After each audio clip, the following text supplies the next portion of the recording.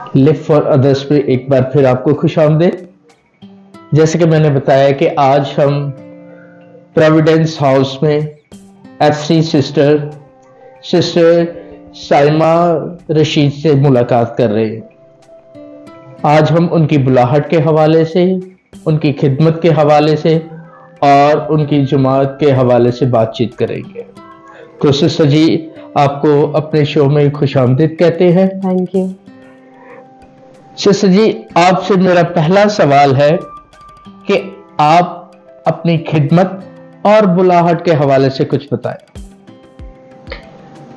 जिस तरह के आपने तारुफ में बताया, मेरा नाम सिस्टर साइमा रशीद है और मेरा ताल्लुक़ पंजाब से, उकाड़ा से है।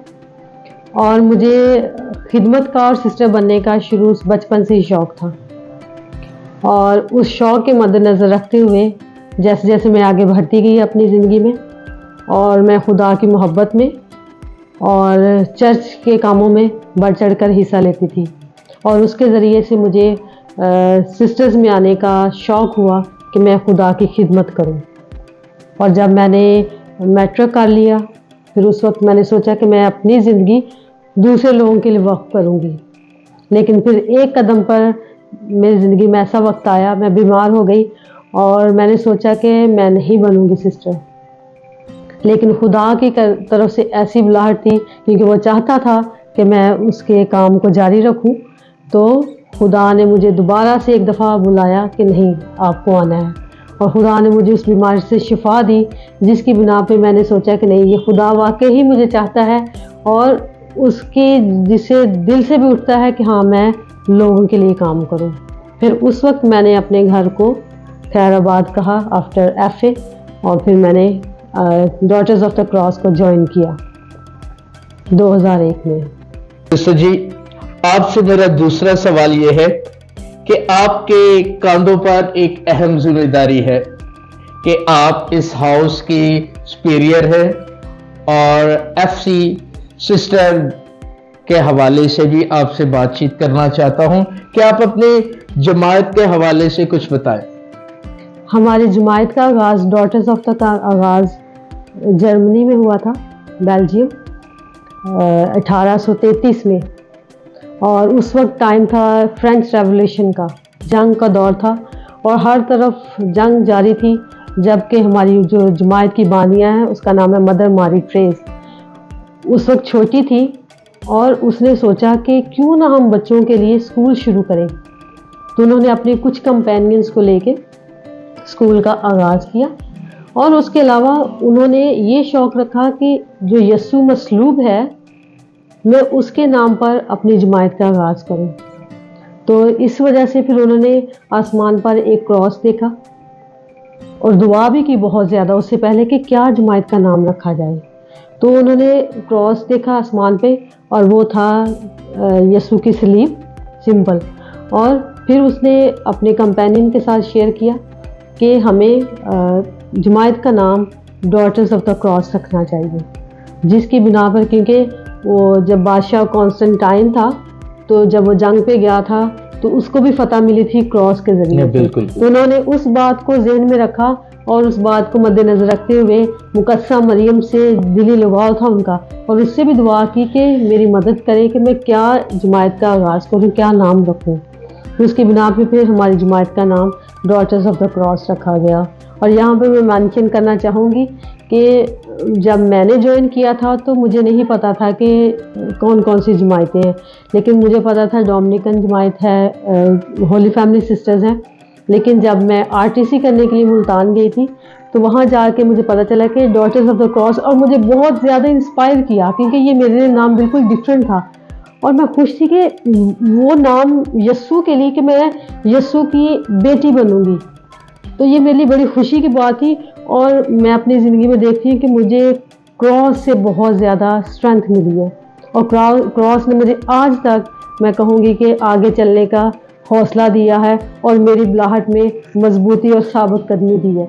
और इसी तरह से मैं उस ईमान के ज़रिए से जो मैंने क्रॉस हासिल की है, मैं दूसरे लोगों के साथ भी बांटती हूँ और शेयर करती हूँ। और ख़ास तौर पर यहाँ पे रहते हुए एज अ सुपीरियर घर की बच्चों के इंचार्ज होते हुए یا لوگوں کے ساتھ ملاقات کرتے ہوئے تو میں ضرور اپنے ایمان کی گواہی دیتی ہوں یا اپنے ایکسپیرینس ان کے ساتھ شیئر کرتی ہوں کہ میری زندگی ایسی تھی اور میں نے یسوع سے یہ پیار محبت پایا اور وہ میں دوسروں کے ساتھ بانٹ رہی ہوں. تو یہ میرے لیے ایک گواہی کا باعث ہے کہ I am a daughters of the cross and I am a proud of it کہ that God has given me chance that I can learn and I can share my experience with others. Sister ji آپ یہ بھی بتاتے چلے کہ آپ کی ایفسی sisters پوری دنیا میں کہاں کہاں پر ہے؟ ہماری جماعت daughters of the cross international congregation ہے اور یہ مختلف دنیا کے ممالک میں پائی جاتی ہے، جیسے روم میں ہے، فرانس میں ہے، پھر اس کے بعد ہے اس کے دوسری انڈیا میں بہت زیادہ تعداد میں ہے، اس کے علاوہ دوسری بہت ساری جگہ ہیں جہاں پہ ہماری کانگریگیشن کام کر رہی ہے اور مختلف طریقوں سے، صرف ایک کام نہیں، ڈفرینٹ طریقوں سے. ہاسپٹلس میں بھی ہیں، پھر بیماروں کی عیادت کے لیے بھی ہیں، پھر اس کے بعد جیل میں بھی جاتی ہیں، ہاسٹل جیسے پاکستان میں بھی ہمارے 10 گھر ہیں، وہاں پہ بھی خدمت سر انجام دے رہی ہیں. تو اس طرح سے ہی ہماری خدمت جاری ہے اور یہ میں کہہ سکتی ہوں کہ ڈاٹرز آف دا کراس جو ہیں سسٹرز پوری دنیا میں اور پاکستان میں اپنے فیتھ فارمیشن کے حوالے سے بہت زیادہ اسٹرانگ ہے کہ خدا ان کو سر انجام بھی دے رہی ہیں اور اپنی اس چیز کا گواہی بھی دیتی ہیں کہ جس طرح سے آپ یہاں پہ دیکھ سکتے ہیں ہمارے پاس بچیاں ہیں تو ان کے لیے ہم صرف دنیاوی طور پر تعلیم کا نہیں کرتے، ان کی روحانی طور پہ بھی، جسمانی طور پہ بھی، ایموشنلی اور فزیکلی بھی ان کی صحت کا خیال رکھتے ہیں اور بچیوں کو بہت سارے نئے مواقع دیتے ہیں تاکہ وہ اپنی زندگی میں آگے بڑھیں، کیونکہ جب وہ آگے بڑھیں گی تو ان کو بھی پتہ چلے گا کہ ہم آج کے وقت کے ساتھ مقابلہ کر سکتے ہیں. یعنی پوری دنیا میں جو ہے وہ آپ کی جماعت اپنی خدمات سر انجام دے رہی ہیں. سسٹر جی آپ اس ہاؤس کی جو ہے سپیریئر ہے، آپ اپنے اس ہاؤس کی جو ہے تاریخی پس منظر کو اجاگر کریں.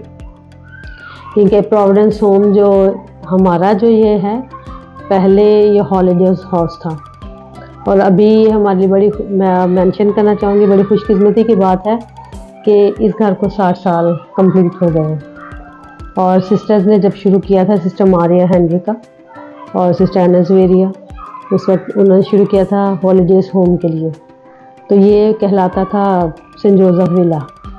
پھر اس کے بعد کیونکہ جو پروویڈنس تھا وہ Saint Christ the king seminary جو ہے وہ تھا، اس جگہ پہ تھا. پھر ابھی اس کے بعد یہاں شفٹ کیا اور شروع میں سسٹرز جیسے بتاتی ہیں کہ اولڈ پیپل تھے جن کی فیملی نہیں ہے وہاں پہ رہنے کے لیے بھی آتے تھے. پھر اس کے بعد کچھ بچوں کے ساتھ شروع کیا اور آہستہ آہستہ پھر بچوں کی تعداد بڑھتی گئی، 17 18 19 20 25 تک مطلب کہ ہمارے پاس جگہ ہے جن کو ہم اکوموڈیٹ کرتے ہیں یہاں پہ. اور یہاں پہ وہ بچے آتے ہیں جو کہ سنگل پیرنٹ ہے، بروکن فیملیز سے، کیونکہ جن کا کوئی سہارا نہیں ہے اور واقعی مجبور اور لاچار ہیں کہ ان کے لیے ہم اسٹڈی کے حوالے سے ہیں، ان کی ہر ضروریات کا خیال کرتے ہیں. اگر پیرنٹ ٹیچر میٹنگ ہے تو یہ خدا کی طرف سے ہمیں یہ ملا ہے کہ ماں باپ نہ ہوتے ہوئے ہم ان کے روحانی ماں باپ کا کردار آپ ہی ان کے باپ ہے اور آپ ہی ماں ہے، ان کا دونوں طرف سے ہم کوشش کرتے ہیں کہ ان کی ہر ضرورت کو پورا کیا جائے.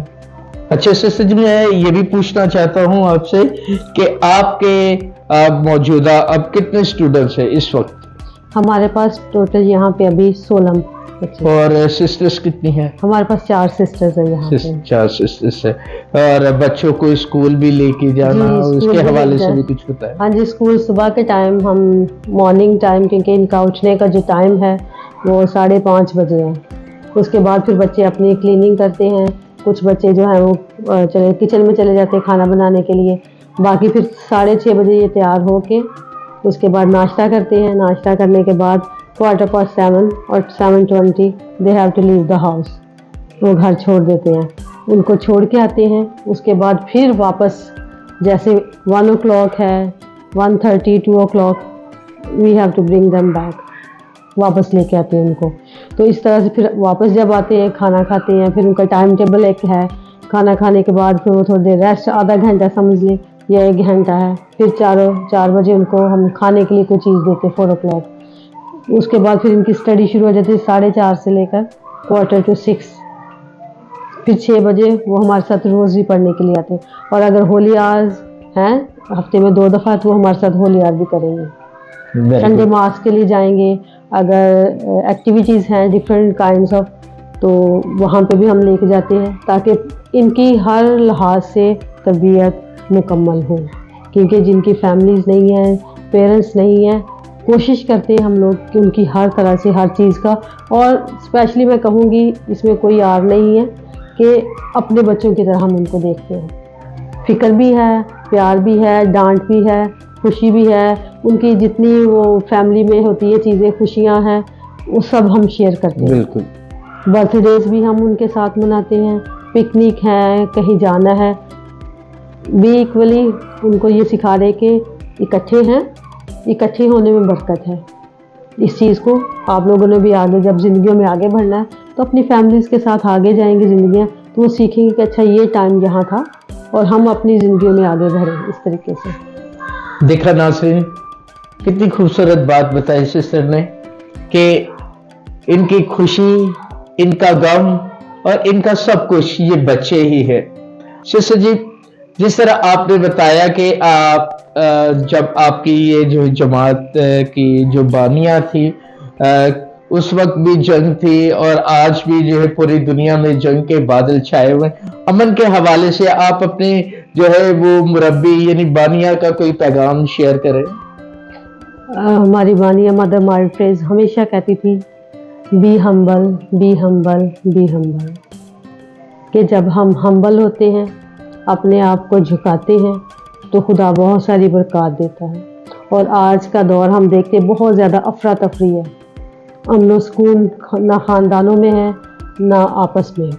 تو اس لیے میں یہی کہوں گی کہ آپس میں پیار محبت کے ساتھ رہیں اور اسپیشلی صبر کرنا اور سننا سیکھیں. کیونکہ جب ہم صبر کرتے ہیں اور سنتے ہیں تو ہم بہت ساری برکات پاتے ہیں. سسٹر جی، میرا آپ سے آخری سوال یہ ہے کہ اب آپ جو ہے وہ والدین کو یا نوجوان بچیوں کو کوئی خاص پیغام دے کہ وہ والدین جو ہے وہ بچوں کی کس طرح نگہداشت کریں، کس طرح انہیں روحانی اور مذہبی ماحول پرووائڈ کرے تاکہ وہ بچے ایک مذہبی اور مضبوط جو ہے وہ درخت بن کر لوگوں کے لیے پھلدار ثابت ہوں. اور آپ ساتھ ہی ساتھ نوجوان بچیوں کو بھی اپنی جو ہے اس جماعت میں آنے کے لیے جو ہے وہ دعوت دے. ہاں جی، آج کا جیسے آپ کو پتہ ہے وقت ہے افراتفری کا، امن و سکون نہیں ہے.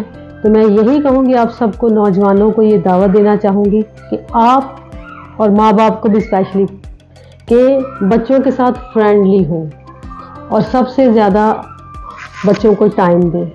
کیونکہ جب ہم ٹائم دیں گے بچوں کو سنیں گے، سیکھیں گے، سمجھیں گے تو بچے بھی آٹومیٹکلی آپ کی طرف آئیں گے. اور وہ بہت ساری ایسی چیزیں جو آج کے وقت میں کیونکہ موبائل نے لے لی ہیں وہ کیا کہیں گے کہ ہم اپنی زندگی میں آگے بڑھیں. کیونکہ ٹائم دینا بہت زیادہ ضروری ہے. کیونکہ اگر ہم ٹائم نہیں دیتے تو بچے ہمارے کس راہ میں جا رہے ہیں، مشکل ہے ان کے لیے. اس لیے ماں باپ کا دوستانہ ماحول، سننا اور ان کے ساتھ ٹائم سپینڈ کرنا میں سمجھتی ہوں کہ یہ بہت ضروری ہے. اور آج کے وقت کے نوجوانوں کو موبائل ہے لیکن اپنے گھر میں اپنے پیرنٹس کے ساتھ بیٹھے ان کو بھی ٹائم دیں. اور اسپیشلی ماں باپ بھی جو ہیں کھانے کے ٹائم میں ان کے ساتھ بیٹھیں، چاہے ایک میل بھی ہے وہ ضرور ان کے ساتھ شیئر کریں. کیونکہ جب وہ دیکھیں گے بڑوں کو کہ ہمارے ماں باپ ہمارے ساتھ دیکھ رہے ہیں، ابھی شاید نہ وہ سمجھے اس چیز کو لیکن بعد میں وہ سمجھے کہ ہمارے ماں باپ نے ہمیں یہ چیز سکھائی. کیونکہ چرچ میں جانا ماں باپ جائیں گے آٹومیٹکلی بچے بھی جائیں گے. اگر کھانا کٹے جا رہے ہیں بچوں کو پتہ ہے کھانا ہے، اگر چیپل میں جانا ہے، چرچ میں جانا ہے، کسی جگہ پہ بھی ہے دعا کر رہے یا روزی پڑھ رہے تو یہ ایک ماں باپ کے لیے بھی ہے کہ ماں باپ شروع کریں اور اس کے ساتھ بچوں کے ساتھ پیار بھی رہے اور سختی بھی. اگر نوجوان لڑکیاں بہت ٹیلنٹڈ ہیں اور میں یہ بھی جانتی ہوں کہ آج کا جو وقت ہے مختلف ہے، نہیں آنا چاہتی سسٹرز میں کہ شاید یہ مشکل ہے ہمارے لیے، مشکل ہے آج کے وقت میں لیکن ناممکن نہیں ہے. اور اگر ہم واقعی یسوع کو پیار کرتے ہیں تو میں चाहती हूँ और मैं कहूँगी भी कि अपने आप को खुदावंद की खिदमत के लिए पेश करें, ताकि आपके ज़रिए से बहुत सारी रूहें बच सकती हैं। बेटियों को मैं भी पैगाम देना चाहता हूं कि जिस तरह सिस्टर जी ने कहा, और कलाम भी कहता है कि फसल तो बहुत है, मजदूर थोड़े हैं। आप जो है आए और इसमें जो है इस खिदमत में अपना हिस्सा डालें, ताकि आप भी बच्चों में अपनी खिदमत को सर अंजाम दे सके। सिस्टर जी, आपका एक बार फिर शुक्रिया अदा करते हैं कि आपने अपना कीमती वक्त दिया, ताकि हम आपकी बुलाहट के हवाले से, आपकी खिदमत के हवाले से, आपकी जमायत के हवाले से और आपके इस हाउस के हवाले से जो है वो मालूमात हासिल कर सके। तो आपका एक बार फिर बहुत बहुत शुक्रिया। नाज़रीन, इजाज़त दीजिए, साथ रहिएगा लिव फॉर अदर्स में। Bye bye.